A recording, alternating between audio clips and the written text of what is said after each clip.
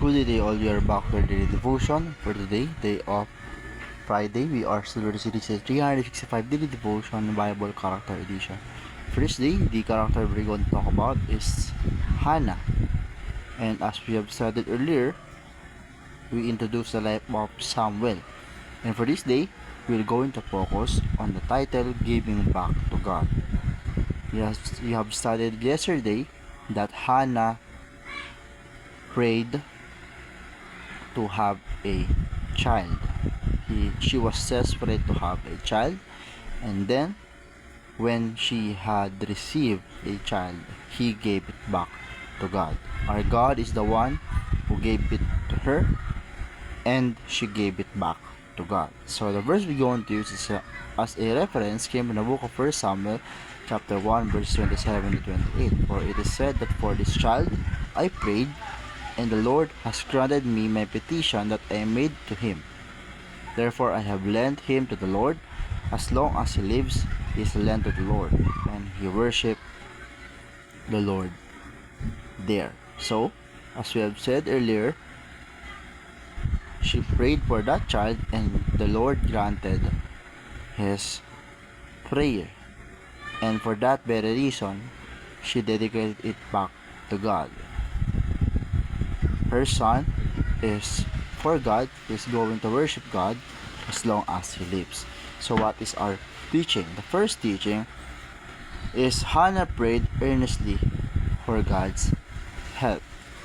She was desperate, she was very hopeful for God, and she had prayed day by day earnestly just for God to help him. Second, Hannah received what she prayed for. Because of her desperation, of her efforts, God finally lent a child to Hannah. She get what she prayed for. And lastly, Hannah dedicated what she received to God. And because God lent him a child, and she understand that she would not have a child if God didn't want to, that God is the very reason why she had a child.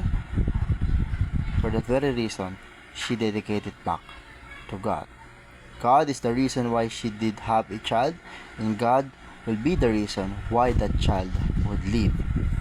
So for the application, the first application is pray persistently until God answers. So it's like what Hannah did. She prayed day by day, every day.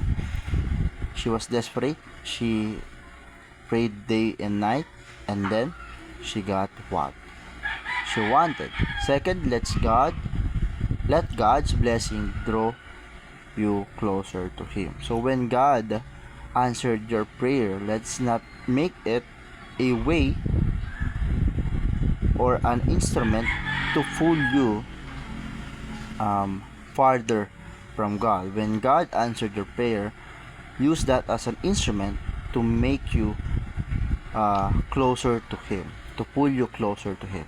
Use that reward, use that prayer, answered prayer, as an instrument, as a form of worship, to give thanks to God and to His sovereignty in our life. Lastly, dedicate all your blessing to God's purposes. So God gave us everything for a reason.